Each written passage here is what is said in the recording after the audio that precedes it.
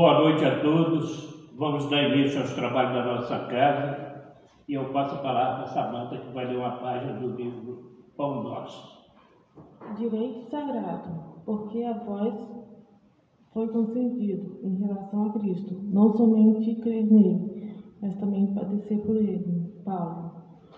Cooperar pessoalmente com administradores humanos em sentido direito. Sempre constitui objeto da ambição dos servidores dessa ou daquela organização terrestre.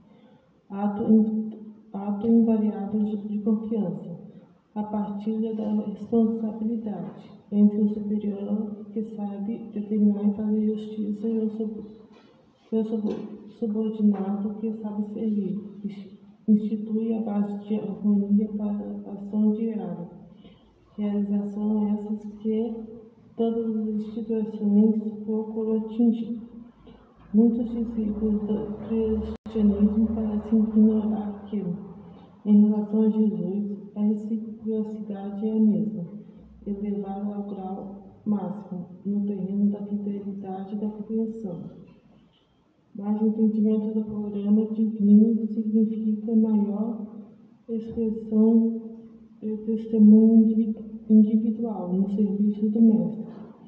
Competência dilatada, deveres crescidos. Mais luz, mais visão.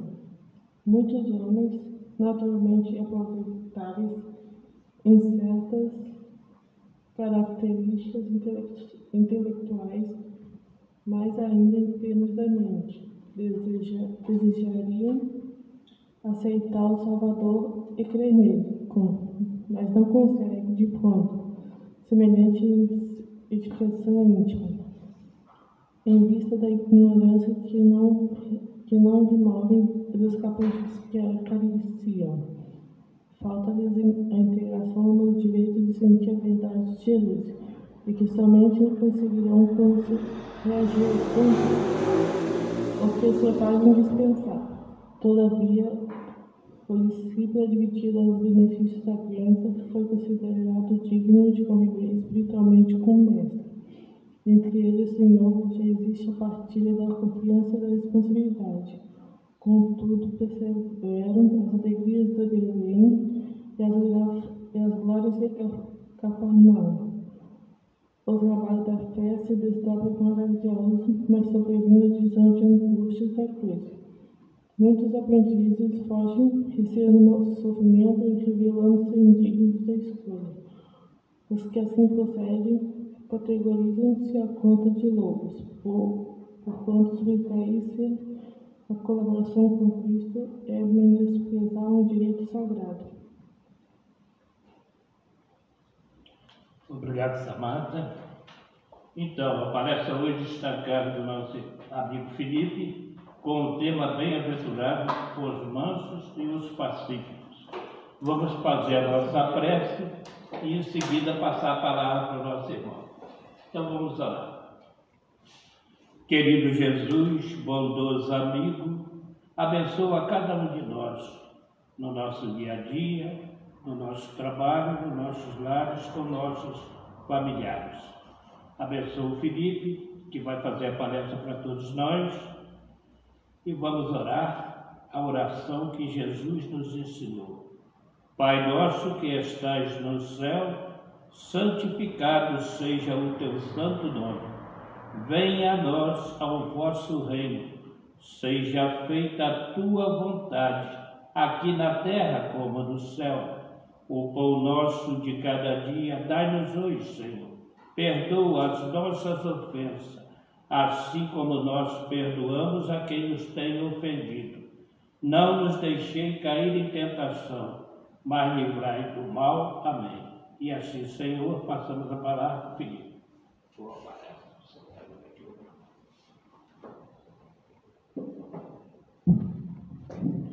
Boa noite, amigos. Mais uma alegria estarmos em nossa casa, falando um pouco do Evangelho de Cristo, divulgando a mensagem consoladora do Espiritismo, para que a gente possa meditar essas lições, sentir e viver nas nossas atribuições do dia a dia, né? Nas nossas lições do cotidiano, seja na sociedade, seja no íntimo ou até mesmo com a família.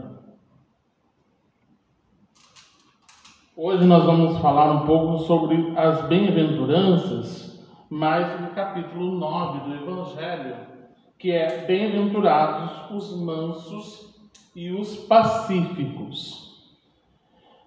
Sempre quando a gente é convidado a falar das bem-aventuranças, né, que é uma lição que Jesus ensinou no Sermão do Monte, ele não só ensinou as bem-aventuranças, mas é ali que saiu toda essa programação, trabalhando com a gente uma fórmula, uma programação para que a gente possa despertar a nível da nossa felicidade, a conquista da felicidade. As bem-aventuranças, ela é, como significado traduzido, falar para a gente sobre o que é essa felicidade. Bem-aventurados quer dizer muito, muito feliz.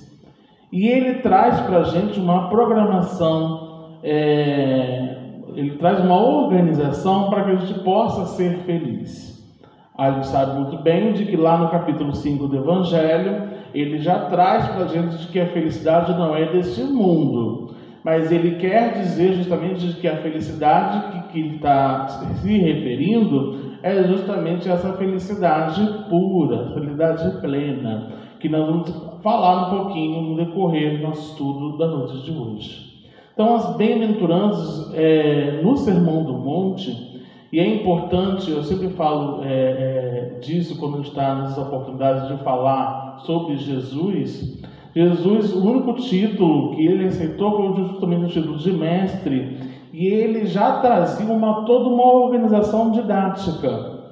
A pedagogia de Jesus, até hoje, é estudada para os cientistas como tendo como referência algumas metodologias que Jesus criava para justamente facilitar a aprendizagem contínua, para que a gente possa aprender esse despertamento no decorrer do nosso desenvolvimento e no decorrer do tempo. Ele falava por parábolas, porque as pessoas que estavam ali, que eram pessoas em geral, né, era uma turma em que ele tinha algumas intimidade, outras não, então era uma turma grande, em que ele sabia de que alguns iam absorver o conteúdo, outros eram limitados. Então, qual era o método que Jesus escolheu para falar para toda essa massa, para toda essa população? Parábolas evangélicas. A parábola nada mais é justamente uma história, né? São figuras. Ele trabalhava ali uma história para trazer um conceito ou um desenvolvimento sobre o reino dos céus, ou até mesmo implantar o cristianismo nos corações de toda aquela massa. Jesus, como segunda revelação, ele já sabia de que ele veio para a Terra justamente trazer para a gente uma proposta de sentido dessa mensagem. Então, ele não veio trazer nada novo, ele não veio despertar algo novo, ele não veio implantar um método novo. O que Jesus quis trazer naquela época, e dando continuidade até hoje, que nós somos os continuadores dessa mensagem, é que a gente possa justamente sentir e fazer ter sentido essa mensagem em nossa vida. É justamente a proposta ideal para que a gente possa aqui estudar esse evangelho, mas que esse evangelho ele seja um clarão, ou seja, uma oportunidade de que eu preciso me reformar, eu preciso mudar. Então, ele falava por parábolas porque ele entendia que era um público de massa. Já no Sermão do Monte, a metodologia era outra, ele não precisava falar por parábolas. Ele já entendia que no Sermão do Monte, toda aquela população ali, toda aquela massa ali, buscava algo. Tinha algo importante, interessante em ouvir aquelas palavras, em ouvir aquele evangelho, para que tenha sentido, e muitas das vezes buscam respostas ou até mesmo consolo para dar continuidade à sua trajetória de mudança. Então, no Sermão do Monte é uma proposta igual nós estamos aqui hoje. Nós viemos até essa casa espírita para buscar refazimento, para buscar conexão, para buscar um pouco de entendimento da mensagem, para que a gente possa, ao sair, aplicar, vivenciar. Então, o Sermão do Monte, a proposta era essa, e toda aquela população ali tinha o mesmo objetivo. Na parábola evangélica, não. Tinha várias pessoas ao redor, porque Jesus ele aproveitava para educar, levar a fonte de conhecimento em todos os lugares. Ah, Felipe, eu vou falar espiritismo só na casa espírita? Não. Nós podemos falar de espiritismo em todos os lugares, até porque nós somos espíritas. O que nós temos que diferenciar é de que lá fora, nós temos justamente respeitar as outras filosofias. Cada um com a sua filosofia, com o seu entendimento, mas todas elas entendendo de que pregam a mesma verdade ou o mesmo sentido da segunda revelação, que é o amor. Jesus veio trazer para a gente uma forma mais simples possível, traduzir para a gente essa fonte da lei do amor, para que a gente possa fazer o exercício em conjunto. E que não vai ser filosofias que vai separar, a fonte de entendimento que vai separar, porque todos nós somos irmãos. Tanto que ele resume ali, os 10 mandamentos, ele coloca num só, traduzindo o amor em 3 pontas, que é a Deus, ao próximo e a si mesmo. São 3 pontas principais. E aí no Sermão do Monte, ele traz para a gente essa fonte, essa programação das bem-aventuranças. E como nessa programação, qual é a metodologia que ele traz para a gente, que eu vou trazer no próximo slide? Ele traz num bloco ações, um bloco de ações humanas, e no outro bloco as recompensas divinas. Jesus o tempo todo mostrando para a gente que tudo que a gente faz tem a sua recompensa. Ah, Felipe, então você fez uma palestra aqui agora no EDAC, nesse exato momento, então você tem lá um ponto a mais, um bônus horas. Então você vai ter sua recompensa de imediato? Não é de imediato. Tem 2 páginas de Emmanuel que ele frisa bem disso, uma página chamada salários, outra página chamada retribuição, que ele deixa bem claro para a gente de que tudo que nós fazemos em prol do bem, ele tem a sua recompensa. E essa recompensa vem justamente no momento em que a gente mais precisa. Não precisa ter dúvida disso. E aqui, Jesus traduzindo para a gente um bloco de ações, num programa de felicidade, tá, gente? Que as bem-aventuranças, Jesus ele veio trazer para a gente uma receita de como ser feliz. Quer ser feliz? Quer herdar a vida eterna? Quer chegar no caminho correto? Siga esse programa. É o programa das bem-aventuranças. Então ele traz as ações. Dentro das ações nós temos lá, os pobres de espírito, os que choram, os brancos e pacíficos, que é o nosso tema de hoje, os que têm fome e sede de justiça, os misericordiosos, os puros de coração, os pacificadores e os perseguidos por amor à justiça. Então ele elenca algumas ações e qual é a recompensa divina no exercício dessas ações. Pobres de espírito é um capítulo que fala bastante de humildade. Então, qual é a recompensa de eu ser humilde? Ali eu vou ter garantido o reino dos céus. Como é que é esse reino dos céus, Felipe? É aquele lugar branquinho, igual o céu, que a gente vai estar lá, sentir aquela calmaria, aquela paz? É isso? Não. Jesus mostra para a gente em várias parábolas do Evangelho que ele cita até várias figuras, como a semente, como o mar, como vários elementos, mas para traduzir para a gente que o reino dos céus está em nosso íntimo. Então, os que choram aqueles que choram vai ter como recompensa o consolo, a consolação. Aqueles que têm fome e sede de justiça vão ser saciados de alguma forma, serão fartos. Essa é a recompensa.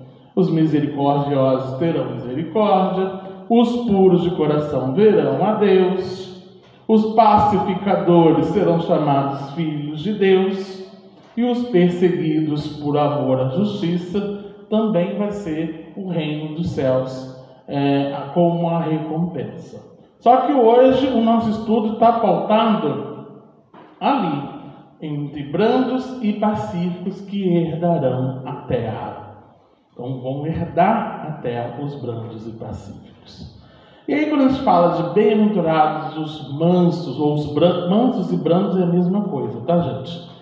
E o que significa mansos e brandos? O que é ser manso? Normalmente, se a gente for buscar um significado manso, é aquela pessoa que ela é calma, né?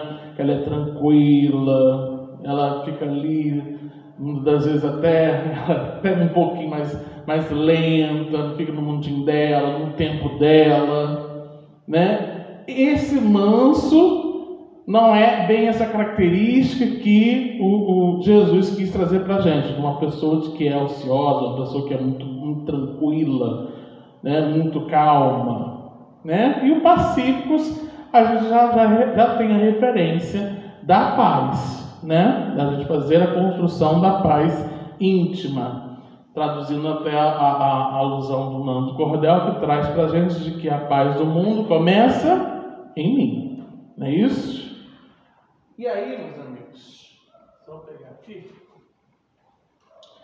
E aí, Emmanuel, no livro Escrino de Luz, que é uma página chamada Mansos de Coração, ele destaca assim: o mestre desejava destacar almas equilibradas, os homens compreensivos e as criaturas de boa vontade, que, alcançando o valor do tempo, sabem plantar o bem e esperar-lhe a colheita sem desespero e sem violência. Mansidão, gente, não é um sinônimo de fracasso, não é um sinônimo de fraqueza ou de passividade, né? Segundo o Evangelho, a mansidão ela é força controlada, coragem temperada pela caridade. O manso, gente, ele domina impulsos agressivos e responde com compreensão. O que quer dizer, Felipe? O manso, o brando e o manso, ele trabalha uma metodologia de Jesus também, que ele traz para a gente uma outra face. Ele pede para que a gente possa fazer o diferente, justo aquele que traz para a gente uma energia ruim ou uma energia tão boa. Como Jesus fala, amar os inimigos, ele justamente não está se referindo ali de que eu vou dispensar o meu amor que eu tenho para aquele mais próximo, para aquele meu amigo, aquela pessoa de que eu gosto de tanto, essa mesma energia para aquele que não gosta de mim ou para aquele que eu não gosto. Mas ele diz de que a mesma faixa de pensamento é não desejar mal, em que a gente faça o diferente. Ao invés de ele desejar mal para você, você não deseja. Faça ao contrário. Mude sua linha de pensamento. E aí, quando ele fala aqui de que dominar seus impulsos agressivos é a gente entender de que o caminho da mansitude, né, da brandura, é justamente a gente dominar ali as paixões ruins. O que impede a gente de evoluir? Orgulho e egoísmo. Ele diz justamente de que eu preciso dominar isso para seguir essa direção reta que todo mundo vai ser convidado a direcionar. Lembrando de que os brandos e os mansos é os que vão herdar a terra. E a gente precisa entender por que eles vão herdar essa terra. Por que eles vão conquistar esse espaço. Então, quando a gente fala de mansidão, não é aquele indivíduo de que está no tempo dele, fica calmo, tranquilo, zen, não é isso. É justamente aquele sujeito em que ele domina ou seja, os impulsos agressivos, ele tem um controle e entende de que o sentido não é retribuir da mesma forma, é retribuir de uma outra forma. Então, domina esses impulsos e responde com compreensão. Entende de que, às vezes, o amigo ele age com agressividade, ou então fala com agressividade, a gente compreender de que ele não está bem. Se ele não está bem, eu não vou retribuir. E é uma ação muito difícil para nós, que muitas das vezes a gente tem esse impulso que está em nós, tá, meus amigos? Não podemos esquecer de que estamos num planeta de provas e expiações, somos imperfeitos e a gente tem impulsos que muitas das vezes tem essa mesma relação, tem esse mesmo, como você fala, parecido, similares. Pode falar, né? Hoje aconteceu isso lá em casa. Eu coloquei uma coisa na cadeira, eu saí do meu quarto assim, aí de repente escutei um barulho, minha esposa raspou a cadeira e botou assim, tirou a coisa que vai na cadeira. Aí eu peguei, eu precisava passar. Aí eu saí, ela começou de mim, eu peguei a cadeira, vim e coloquei no mesmo lugar. Mas não estava na mesma energia, mudou a energia. Mas foi equilíbrio. Equilíbrio. Geralmente, quando a gente tem irmãos, né? Fazendo isso ajuda o agressor, para ele repensar.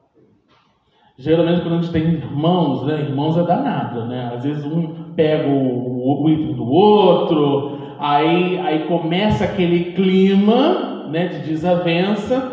E aí que Jesus coloca de que você não precisa agir da mesma forma que o outro. E isso não é classificado como muita gente vai falar, você é bobo. O outro vai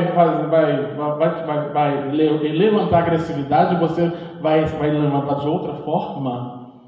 E aí Jesus, essa metodologia é justamente para desestabilizar e ao mesmo tempo a pessoa que está na energia da agressividade entender de que não necessita essa energia. Que essa energia faz mal para a pessoa própria. Se ela repetisse o que fez, aí eu deixava. Isso.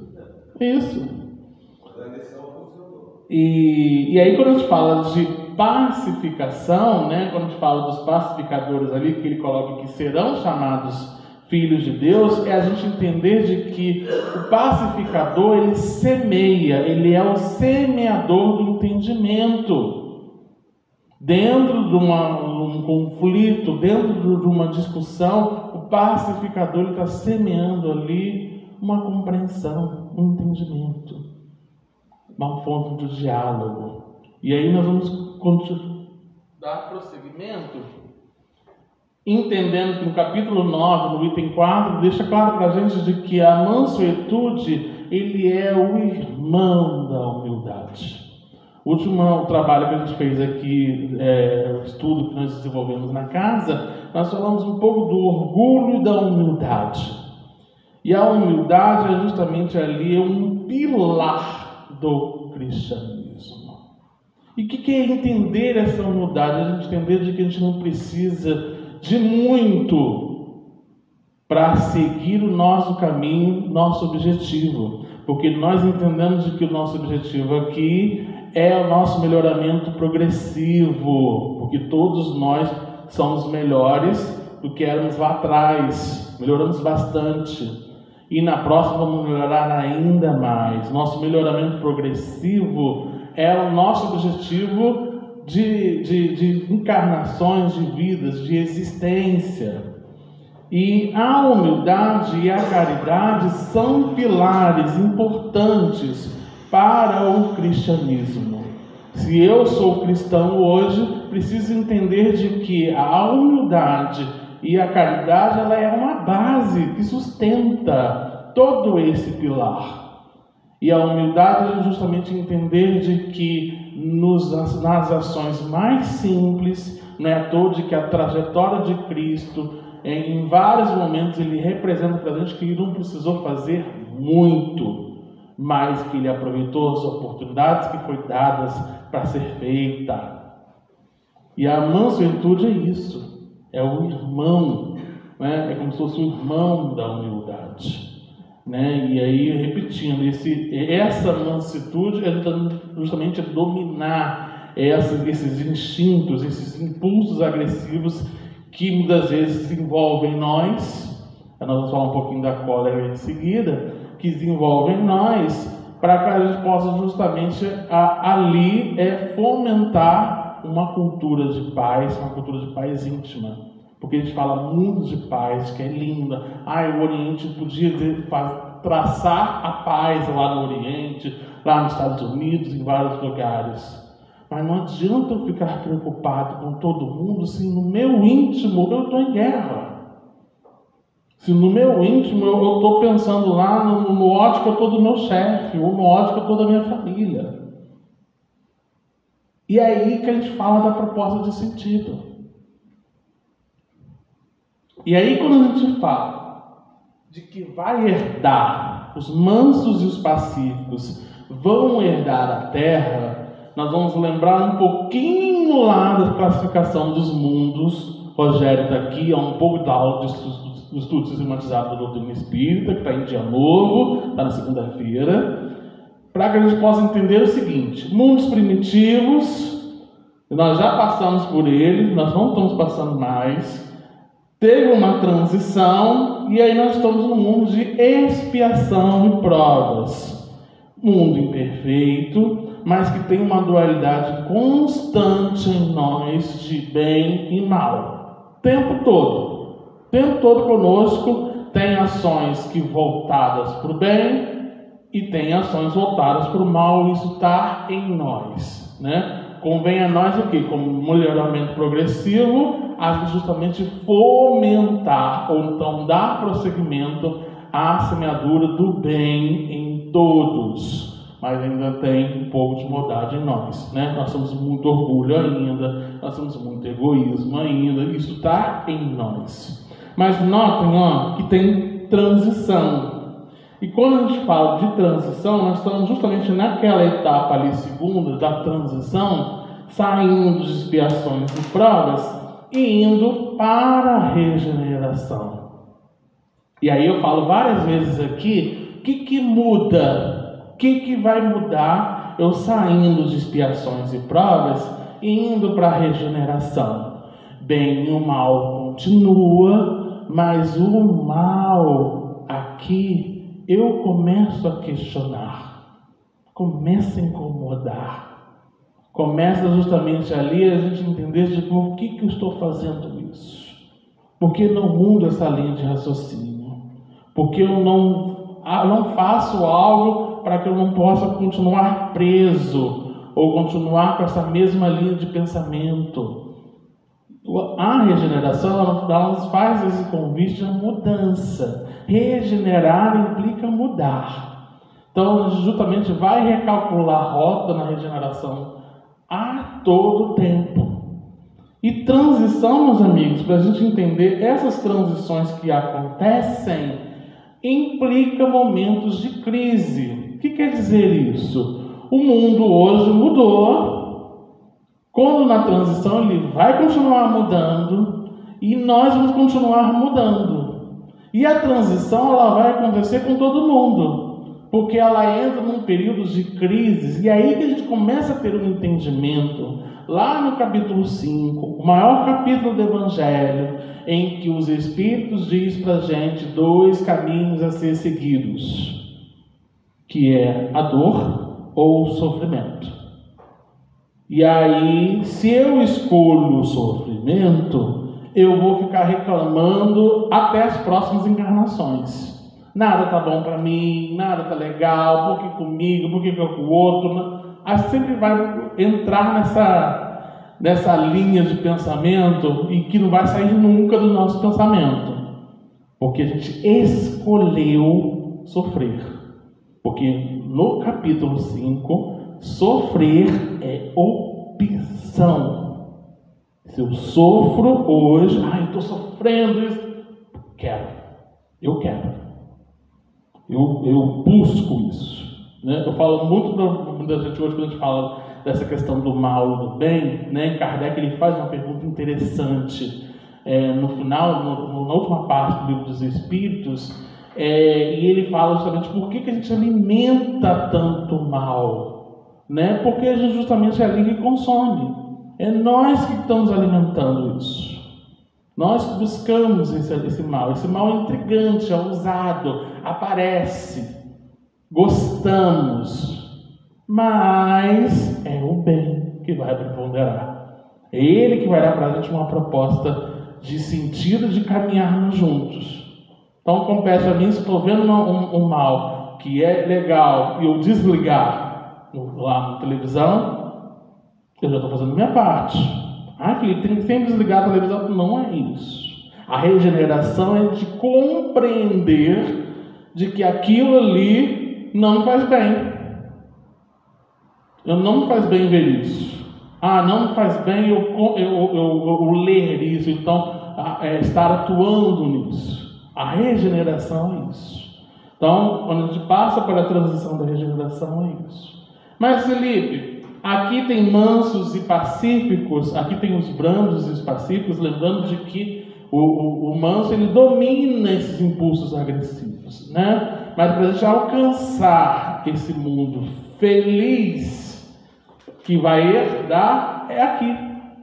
É justamente quando o planeta chegar a essa condição que ali vai estar herdados espíritos brandos e pacíficos, quando a partir do momento que o feliz tem a propensão do bem, é ele que está no topo, né? E o puro ainda muito mais, né? Ali já é uma condição muito melhor do que nós imaginamos. Então, quando a gente fala de que ele alcança, né, que ele vai herdar a Terra, é a gente justamente entender de que nós estamos ali no segundo planetinho, que é o mesmo planeta, tá, gente? Mas é só para a gente ter uma ilustração. No segundo, estamos passando para o terceiro. A partir de a gente passar pela quarta etapa, aí sim que nós vamos entender essa herança que são esses espíritos que estão justamente locados, né, que estão justamente ali habitados na Terra, na condição de um planeta feliz. É aí que a gente vai entender por que Jesus fala para a gente de que a felicidade não é desse mundo. Porque ele quer mostrar para a gente de que nós somos felizes. Mas para alcançar esse nível pleno, essa energia plena, eu só vou conseguir ali, nessa condição. Felipe, vai demorar muito? Vai depender da nossa... Quando esse espírito ele começa a absorver esse sentido da aplicabilidade desses bens. Da gente justamente entender de que estamos aqui na construção do homem de bem, em que ele traz um monte de características, mas no final ele coloca assim, se dentro dessas características você se esforçou, você está certo. Você está sendo o homem de bem. Então ele elenca um monte. Muitas vezes a gente acha que está distante. Mas a partir do momento que eu me esforço, eu já estou chegando a esse patamar. E aí quando a gente fala de paz, né, da pacificação, Emmanuel, no livro Vinha de Luz, ele traz para a gente uma lição interessante. Que ele fala assim: a paz não é o fruto da inércia, mas o prêmio dos que lutam intimamente contra as próprias imperfeições. Emmanuel dá uma lição totalmente diferente aqui, mostrando para a gente que a política de paz ela não é aparente, é uma luta íntima, constante em nós. Não é à toa que quando Kardec faz a pergunta, né, parece assim meio óbvio, né? Onde está escrito as leis? Parece óbvio, né? Se a gente falar assim, onde está escrito as leis? Não pode estar no papel, pode estar no livro, pode estar em outro lugar. Mas Kardec, sábio, como codificador, ele faz essa pergunta para os espíritos, para que os espíritos falem para a gente de que a consciência, aí sim, está escrito. E a consciência nos guia. Ela justamente nos faz a oportunidade de entender de que a compreensão eu já tenho. Eu não preciso dizer de que eu não sei. em que não basta. Hoje nós somos um século em que a informação é instantânea. Em minutos a gente consegue resumir a notícia do Jornal Nacional no WhatsApp. Minutos. A gente vê o jornal, mas já sabe o que está rolando há bastante tempo durante o dia. A informação chega. Então, hoje, a nível de conhecimento, todos têm acesso. Mas a partir do momento em que eu medito, ou seja, que eu estudo, que é a nossa proposta aqui hoje, a luz, ela começa a deixar um clarão. Ela deixa mais claro as nossas ações. Por isso, quando a gente fala, por exemplo, de caridade, cada um tem o seu conceito, mas dependendo da sua vivência, ela vai aplicar de acordo com o que ele entende. E aí que vem o barato da metodologia do Cristo, que o Cristo ele respeitava cada momento, a cada individualidade, a compreensão da linha desse conhecimento, da linha dessa mensagem. Muitos não entendiam de imediato essa mensagem. Hoje, há mais de 2025 anos, tem gente ainda com dificuldade nas mensagens. Isso é próprio. Tem temas que eu, por exemplo, não falo em exposição, porque eu também tenho dificuldade. Preciso estudar. Como que eu vou falar um tema se eu não tenho embasamento? Ou então que eu ainda tenho falta de compreensão?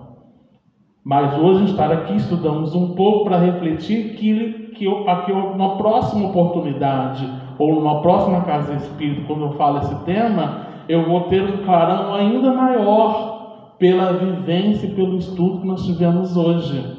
Porque a cada dia esse conceito ele vai ampliando a partir do momento que vivenciamos a mensagem.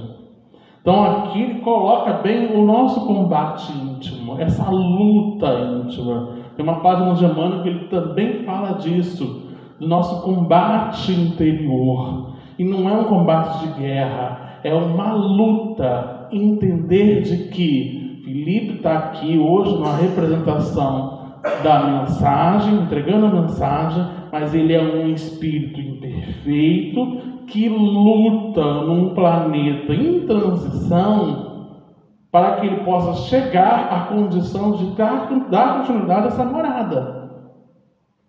Porque uma coisa a gente entenda, a doutrina espírita não diz que a gente vai voltar para trás, que eu vou dar um passo para trás. A partir do momento que eu não faço nada, que eu não quero fazer nada, ou então que eu vou ficar aqui só a passeio, a oportunidade eu estou desperdiçando numa encarnação. Eu vou ter que voltar numa próxima, não sei se dentro do planeta, porque o planeta está em transição. Ou uma outra em que me assemelha a essa condição de espíritos que passam pela mesma situação. E todos nós, como a gente quer o objetivo melhoramento íntimo, a nossa oportunidade é seguir a oportunidade que nos é dada na fonte desses conhecimentos que a gente tem para que a gente possa aplicar. Então, essa luta íntima contra as próprias imperfeições é a gente justamente ali trazer a oportunidade de exercício, porque é muito lindo a gente falar de paz do mundo, mas aparentemente por dentro tem uma grande guerra, tem um grande conflito, e que esse conflito não se resolve, porque é uma luta, um despertamento. E quando a gente fala dessa luta, meus amigos, é justamente entender que ali que é um processo, não se faz de um dia para o outro. Demanda tempo, demanda conhecimento, demanda a gente internalizar todas essas lições para uma construção de um novo homem.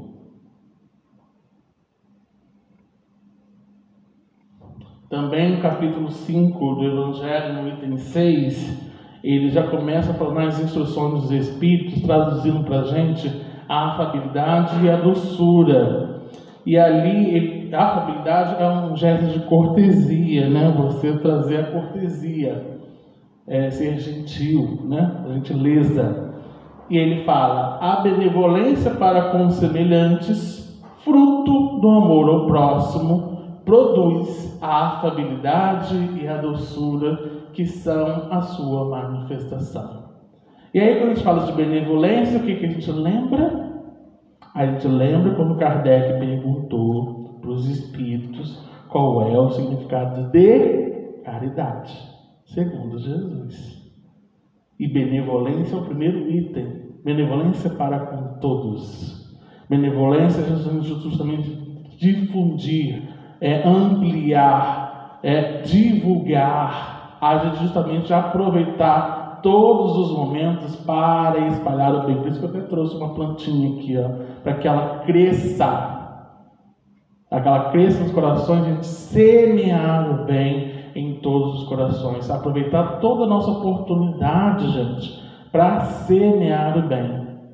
E aí, na Afabilidade e Doçura, diz que essa benevolência, esse primeiro passo da caridade, aí sim que traduz o real significado dessa afabilidade, dessa cortesia, dessa gentileza e da doçura na sua manifestação máxima.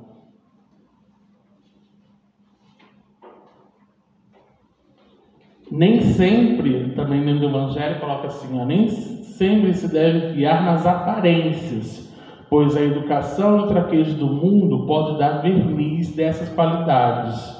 O mundo está cheio de pessoas que trazem sorriso nos lábios, mas trazem veneno no coração. Dando um item na questão dos bem-aventurados, dos pacíficos, na cultura da paz, no livro Vinho de Luz, que a gente também trabalhou, da questão lá do prêmio, que luta intimamente contra as imperfeições, que é a paz, nós temos um item dos Instruções dos Espíritos que fala da paciência, o saber esperar, o saber entender de que tudo tem o seu tempo, a gente não precisa ter pressa. Aguarde com paciência. E eu já relatei aqui, vou relatar novamente, dentro lá da utilidade providencial da riqueza, os Espíritos trazem para a gente de que os ricos têm a ação de generosidade. Ele não fala em nenhum momento de algo financeiro, e sim você compartilhar a sua experiência de vida, compartilhar aquilo que muitas vezes para você é mínimo, mas que para o outro possa ser máximo. E aqueles que estão necessitados, com sede de conhecimento, ou buscando esse aprimoramento, buscando essa riqueza, aguardar com paciência de que a sua hora vai chegar. E aí, quando Marcado Emmanuel, ele coloca disso. A paciência é perseverar na edificação do bem. É a gente entender de que, Felipe, nada dando certo, o mundo não vai dar jeito, do jeito que está tudo errado. E aí a gente fica naquela postura de que, e aí a paciência justamente vai perseverar na edificação do bem. E aí condiz justamente quando os Espíritos falam para a gente de que não se preocupe, o bem vai preponderar. Aguarde com paciência. Uma hora vai chegar, uma hora vai solucionar, uma hora vai acontecer essa mudança íntima, ou então que tanto almejamos, para justamente caminharmos todos juntos. Porque uma coisa que a gente fala bastante, meus amigos, dessa transição, que nós sabemos que o planeta tem transição, mas é importante reconhecer de que não adianta o Felipe fazer a parte dele e o meu amigo precisando da minha ajuda. É todos entrando numa mesma faixa, todos entrando na mesma sintonia, todos convidados a aproveitar as oportunidades da mudança. Ou seja, quando a gente fala de transição, é entender de que o caminhão da mudança está chegando, ou já chegou. E aí, dá trabalho, tem que arrumar isso, tem que mudar isso. Dá trabalho, dá muito trabalho. Mas, paciência, persevere, porque o bem ele vai ser edificado. Olha que bonito isso, essas lições. E olha que Encontro Marcado é um livro muito antigo, tá, gente? Não é recente, não. 1940 e lá. Um outro item que ele também traz para a gente é a virtude companheira da doçura, as virtudes, Está ali a obediência e está aqui a resignação. E aí eu botei dois símbolos, um símbolo do conhecimento e outro símbolo do coração, que é um símbolo do sentimento. E aí no Evangelho traduz para a gente de que a doutrina de Jesus ensina sempre a obediência e a resignação. Duas virtudes companheiras da doçura muito ativas. Então as duas são bastante ativas. Embora os homens a confundam erroneamente como a negação do sentimento e da vontade. Obediência é o consentimento da razão. Ela é racional. A resignação é o consentimento do coração. Ambos são forças ativas, porque levam o fardo das provas e que a revolta insensata deixa cair. Obedecer, consentimento racional. Resignação, capacidade de mudar, consentimento do sentimento. E ali traduzindo para a gente essa virtude da doçura. E aí quando a gente fala dessa fala doce, dessa doçura, a gente contemplava justamente de que estamos aqui para proporcionar consolo. E como eu não posso ofertar um consolo de uma forma das palavras em que muitas vezes a pessoa precisa de uma fala mansa, uma fala doce, uma fala acolhedora. Que voltando de novo no significado da caridade, não adianta eu entregar algo que para mim não me completa mais, e eu entregar para o outro, e eu mesmo entender de que será que ele sabe utilizar bem o que eu estou lhe dando? Às vezes eu estou entregando um livro, a pessoa não sabe ler. Por que eu não posso ler para a pessoa? Né? Aí tem pessoas que têm dificuldade em entregar esmola, porque pensam em milhões de coisas. Ok. Posso comprar um lanche para você?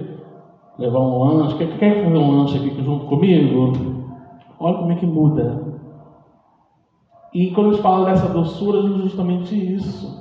E quando a gente fala de um mundo de paz, meus amigos, quando a gente fala dessa questão do clima da qual nós vivenciamos, é justamente ofertar àquele irmão a energia do consolo, a energia consoladora, para que a gente possa entender a pureza dessas leis morais, da qual a gente está aqui convidando a refletir, para colocarmos isso em prática, isso em exercício. Porque a partir do momento em que eu retribuo com a mesma energia negativa, ela volta, a gente sabe disso, ação e ação, né? O que eu faço, eu recebo. Algo que Jesus pede para que a gente possa levar o bem, não o mal, né? Nós somos essa dualidade o tempo todo, mas que eu possa enaltecer esse bem, representar esse bem. Então, por isso que a obediência, quando a gente fala de obedecer essas leis, é justamente um ato racional. Se eu obedeço a lei de trânsito, eu justamente entendo ali que na desobediência, um grande risco de acidente pode vir. A resignação, ela traz um campo sentimental, porque eu entendo de que para resignar, essa capacidade de mudança é um processo. Voltando lá para o orgulho e humildade que a gente falou no nosso estudo lá atrás. Quando a gente fala muito de perdão das ofensas, é entender de que eu tenho dificuldade de perdoar porque eu sou orgulhoso. Porque eu tenho orgulho. Porque eu fico pensando de que eu não consigo esquecer aquilo que ele fez comigo. E quando a gente lembra daquilo que a gente fez mal para o outro, a gente vai ficar o tempo todo se remoendo. E tentando também compreender por que ele não perdoa a gente, a outra pessoa não perdoa a gente. Essa reciprocidade o tempo todo a gente entender isso.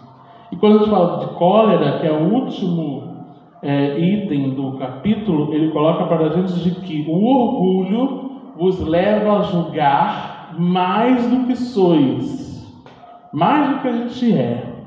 É entender de que o orgulho, gente, ele é como se fosse um grande pai desses sentimentos em que impede a nossa caminhada, o nosso progresso, o nosso melhoramento íntimo. Ele é o principal, né?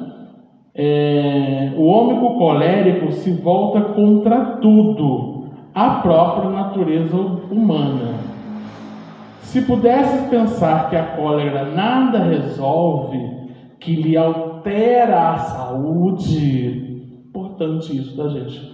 Normalmente quando a gente fica com aquele remorso, aquele pensamento ruim, Joana de Anjos fala muito disso nas suas obras. Muitas vezes a gente fica acumulando uma energia ruim, não estou bem, não quero falar nada com ninguém, fico remoendo isso, vem para o corpo.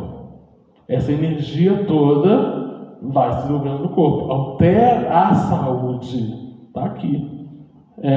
Compromete sua própria vida, veria que é ele mesmo sua primeira vítima, mas ainda há outra consideração que deveria deter: o pensamento que te torna infelizes todos que o cercam. E aí ele coloca um resumo aqui. A cólera não exclui certas qualidades do coração, mas impede que se faça o bem. O que a gente está falando aqui? Vou até voltar.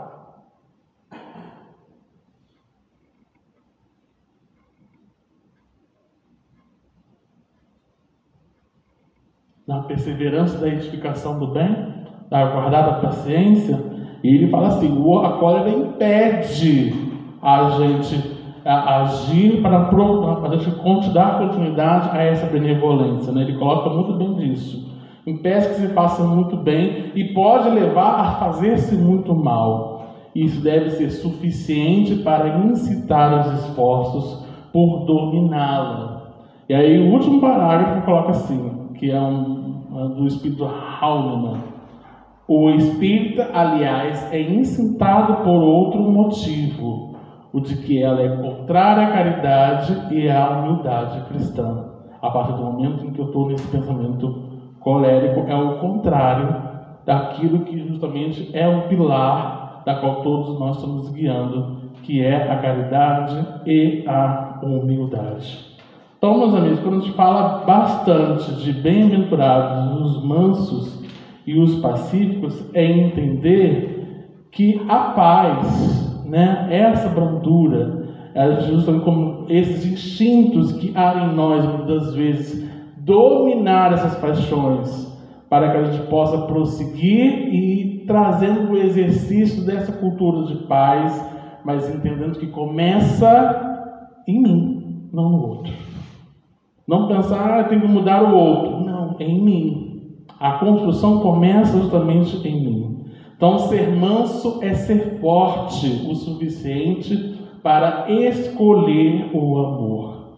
Que a gente possa nos tornar mais brandos, mais humildes e assim dignos de herdar a terra com o porvir. Às vezes a gente olhando aquele quadro ali e fala assim: nossa, vai demorar tanto tempo para caminhar para a condição de ser feliz, mas todos nós vamos herdar. A partir do momento em que eu escolho justamente ser brando, ser pacífico, para entender de que eu preciso combater esses instintos que não são tão bons, esses instintos que me impedem de caminhar, para que eu possa justamente ali traduzir no sentido dessa mensagem consoladora e ali lutar. E ali eu vivenciar essa mensagem na construção de um novo homem, para que a gente possa ali herdar a terra, entendendo de que lá em cima, lá no topo do puro, todos nós vamos chegar. Mas vai depender da nossa luta, vai depender do nosso trabalho, do nosso combate a essas impossibilidades, a essas questões que precisamos melhorar. Não é todo que a gente fala muito dessa transição, é isso, é arrumar o quarto. E aí, quando eu falo de arrumar o quarto, eu lembro muito de um depoimento de uma jovem na Federação Espírita Brasileira, quando a gente criou um documento sobre orientação ao jovem, né, orientação de como agir com o jovem, um documento de 2013. A Federação Espírita Brasileira, ela conversou com várias pessoas, com jovens, com evangelizadores, com família, com todo mundo, a fim de combater evasão do jovem, para que a gente possa fazer um trabalho ativo com a juventude no movimento nacional. E aí tem uma menina que ela fala de que ela imagina a vida dela como um grande quarto escuro. E a partir do momento em que ela, dentro desse quadro, que ela entende que a vida dela está nesse conceito, ela, quando ela liga a luz, ela vê o quão o quarto dela está bagunçado e que ela precisa arrumar. E ela sabe muito bem que quanto mais ela adiar esse tempo para arrumar o quarto, pior vai ficar. Porque o tempo todo aquilo ali vai me incomodar. De início eu posso até acostumar, eu vou criar uma rotina de que vai me deixar mais cômodo, mas eu vou ficar com aquela bagunça ali. E alguém aguenta conviver com bagunça? Ninguém aguenta conviver com bagunça. E aí, na visão dela, ela traz para a gente de que essa luz, esse clarão, o ato que ela liga, ela diz que o Espiritismo é justamente essa fonte de luz, mostrando para ela de que ela precisa arrumar o quarto no seu tempo. Porque se ela não fizer a parte dela, ela vai se incomodar e aquilo ali vai ficando, que pode ficar numa situação até pior. E aí, traduzindo essa lição dessa jovem, e para que a gente possa trazer dentro dos mansos e pacíficos, lembrando que é uma programação da gente ser feliz, é a gente perceber de que o quanto que a doutrina espírita nos apresenta fontes de consolo, fontes de orientação, de esclarecimento, para que a gente possa, ao sair dessa instituição, mas entender de que nós temos ferramentas, sementes para implantar esse combate íntimo, para que a gente possa prosseguir e aí sim herdar essa terra da qual todos nós aqui somos convidados. Porque Jesus convidou cada um aqui, até mesmo quem está assistindo, a implantar a regeneração em todos. Todos nós.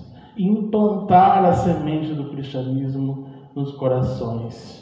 Que apesar de que da fonte de conhecimento ser mais acessíveis, mas poucos têm a oportunidade de muitas vezes ouvir essa palavra consoladora para ter esse papel de transformação. Jesus aproveitou o tempo inteiro que estava aqui para que ele possa justamente traduzir de uma forma especial para cada um a fonte dessa lei, a fonte dessa mensagem consoladora no papel de transformação. Então hoje que cada um que esteja aqui esteja convicto e também possa refletir de que nós temos a ferramenta que basta a gente trabalhar esse combate íntimo. Entender de que falar de paz não é levantar a bandeira branca, mas e sim que eu preciso lidar com o meu íntimo, retirando essa grande guerra que há em mim, esse alimento do mal que há em mim, para que ele possa persuadir ou então muitas vezes atuar em diversos corações com o acolhimento, com a energia do Evangelho, com a fonte da água viva do Evangelho, do Cristo em diversos corações. Mais uma vez agradeço a oportunidade que a gente possa, através dessa linha de raciocínio de Cristo, que trouxe para a gente, entender que a fórmula da felicidade, principalmente nesse tocante que nós estamos falando dos brandos e pacíficos, é agir, combater os impulsos internos para buscar nossa paz íntima, que, como diz o Fernando Cordel, a paz do mundo começa em mim. Obrigado, gente. Aproveitando que o Tamir está chegando, ele pediu para dar os recados, né? Domingo agora, nós temos a palestra do Anderson, ele também vai continuar com as bem-aventuranças. Qual é a bem-aventurança? Pega o outro.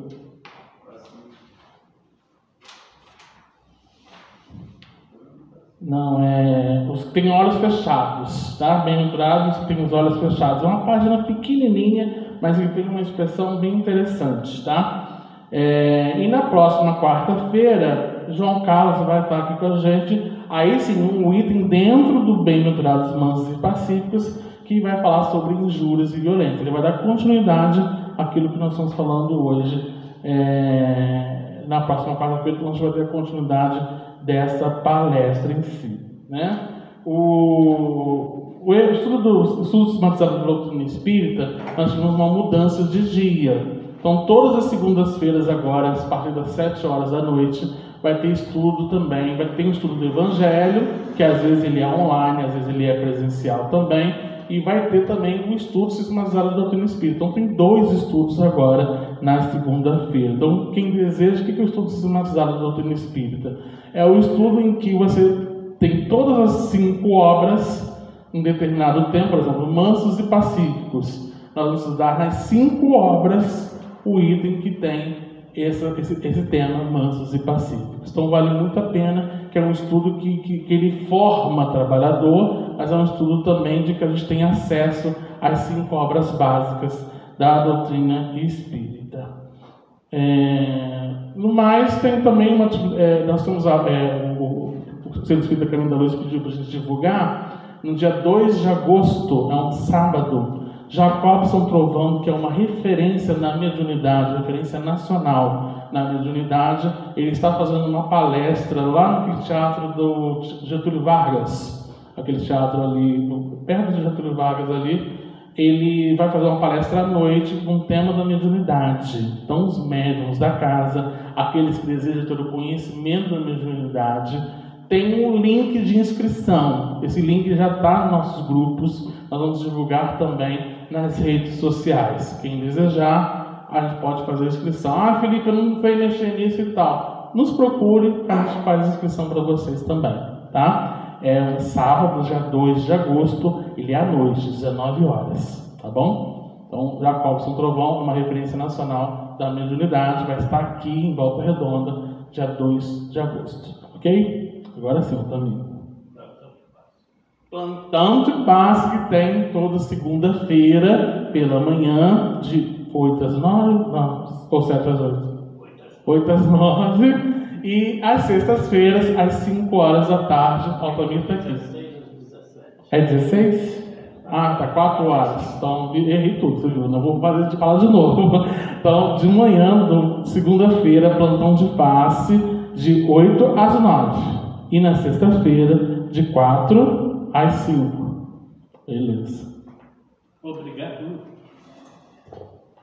Bom, então só nos resta agradecer, né? Agradecer o Felipe pela palestra de hoje, agradecer a Samanta pela meditação de hoje, e vamos agradecer a Jesus dizendo assim: Jesus de Nazaré, quando esteve na terra, nada exigiu, surgiu como se fosse uma brisa perfumada em manhã de sol. Jesus não fundou nenhuma doutrina, viveu com todos, mas não se permitiu pertencer a ninguém. Veio à terra nos trazer o amor, amar a Deus sobre todas as coisas e ao próximo como a ti mesmo. Esse mesmo Jesus nós agradecemos assim. Obrigado, Senhor, por esses momentos de paz, ao te sentirmos aqui em vibrações fraternais, na estrada da vida. Conduz-nos ao bem, na alegria e na dor.